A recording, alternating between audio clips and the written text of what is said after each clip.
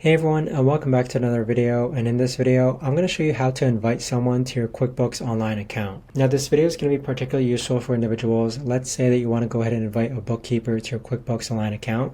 How do you actually go ahead and do that? Now this video is going to be short, sweet, and simple, guys. There's not going to be a lot of steps involved. Now in order to do this, what you're first going to do is log onto your QuickBooks Online account. Then next, what you're going to do is on the upper right hand side, you want to click on the gear icon and then go ahead and click on Manage Users. Once you've done so, you're going to see a list of users that have already been added to your account. Go ahead and click on Add User, and then from here you just need to input their first name, last name, and email, and then assign them a role.